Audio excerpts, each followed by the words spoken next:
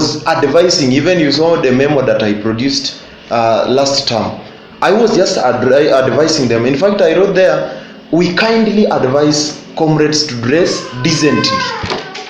And there are, of course, some kind of mischievous clothing that we banned them, which are, right now things are working, though I went through a lot of opposition. For anything good to come, I have always believed that there is opposition. You will have to undergo challenges. That is why readers of the Bible will remind us in the book of Joshua chapter 1 verse 9. As after Moses has died, now the successor, that is Joshua, was to take the mantle. And God is telling Joshua, be strong and courageous. Why was God telling him to be strong and courageous? Because God knew there are challenges. He's going to face challenges. You cannot face challenges if you are not courageous, if you are not bold. I believed in myself. Any leader has got a way God has given him to govern. But I found it challenging. Many were like, this Orubia, no, in Luyata way. There are many words were spoken, but I trusted in God. Maybe before you come up with that policy, did you encourage maybe comrades for public participation? Okay, as I have told you, we have little time. That is why even my deputy president is now amending the constitution.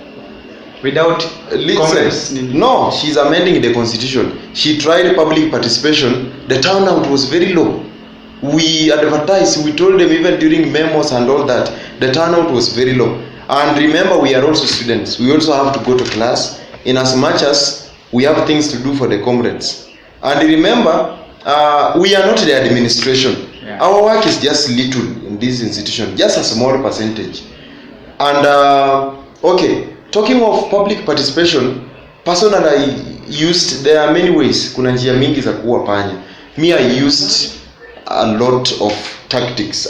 Before even one term to that memo, to the release of that policy, I used to move to these interdenominations. I used to tell them, from next term, we will change our dressing code. And I used to tell them, and of course this one, let me tell you, can your father engage you in public participation at home when he wants to make a policy that he knows it's better for his home? I am the head of the school. I saw, personally, before even coming up with this policy, I sat down with myself. I interviewed myself. And I asked myself a question. I am also, yes, a son of a peasant farmer.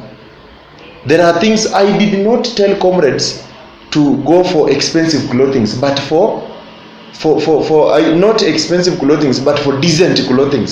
There is a difference between expensive and decent. When you go to Hayaga market, you will find a very decent cloth for 25 bob, 50 shillings. But most of these clothing we banned them from are even worth 2,000, 3,000 and all that. And I saw it good that, okay, I engaged with my council members because these are the representatives. You know, once you elect me to represent you, then you believe in me, you trust in me. That is already public participation. You participated in voting. And you say this is the leader who will represent us. So I think, personally, the far I have reached, I've done a lot. Ukisema mambo na public participation, they knew it before. They knew it is coming. Dalili ya mvua ni mawingu na waliona mapema.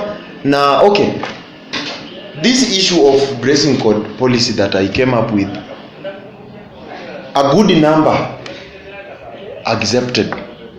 Just a small number did not accept. And you realize that the largest opposition I was receiving even in social media platforms, the guys who are texting like, he has brought mambo na viatu, mambo na sijui nini, ati watu wavae sijui nini. They were very decent. Those guys, if you are very keen, they were very decent. Wao ndio hawataki wenzao kung'ara. Ukiangalia vizuri ungekutana na jamaa mwenye amekutusi kwa social media platform, jamaa amevaa suit paka unashindwa sasa huyu. So I don't really think it was a bad policy and it came at the right time. So another question is, what measures have you placed to take about security? to enhance security for comrades? We have the CS Home Affairs and Security in this council. His name is Ambalwa Stephen Likono. But orders comes from you. Listen, I'm still continuing. His name is Ambalwa Stephen Likono. And some 2 weeks ago, he has performed the Home Affairs survey. He has been moving around these estates with his team of mayors to ensure that people are living in good conditions. The estates they are living in are in good conditions. That is number one measure we have taken. Number two, before I took office as the president, I had manifestos, and the main one was welfare of all the comrades. In that welfare of all the comrades, there is something I said, that I needed the installation of street lights, which as we are speaking, it was installed just 2 months after I took office, and the street lights are there. But security begins with oneself. Let us not lie to one another. Security does not begin with Orubia, does not begin with President Ruto, does not begin with the GSU. It begins with oneself. Everybody, you have to secure yourself before you are secure. If a comrade can be outside at 11 p.m, saa 6 usiku, saa 7 usiku, eti naenda kununua sukuma, alafu unakatwa na unasema ati nilikuwa nimeenda kuna mama mboga anauza sukuma saa 6 usiku, amekatwa, amekuwa raped. And then also another measure we've been, of course we do move in all these groups, and we sensitize our comrades. We tell them insecurity issues haziwezi isha. The truth be said, uizi sidani kama itaisha na sijui kama itaisha, iko. So wewe mwenyewe funga mlango yako usiku kabla ulale, funga mlango vizuri, hakikisha tu umeingia kwa nyumba mapema, and that is security. Okay, as you are winding up, maybe some 2 milestones that you have moved since you started your leadership. Just 2. First of all, I said apart from the street lights. Number 2, online clearance has begun. We promised comrades. Yeah. We saw that comrades, after school, you have to come from home again, rent a house for 2 days, waiting for your HOD who is out for maternity leave to come and sign your. We said no, we want online clearance so that somebody can clear even at home, and that one has begun. Though you understand the issues to do with the system, it begins slow as it peaks, and we are still on it.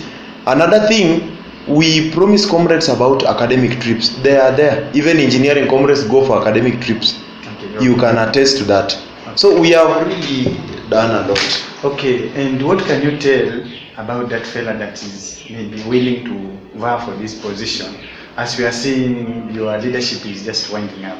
First of all, let them trust in the Lord, because leadership comes from God. Okay.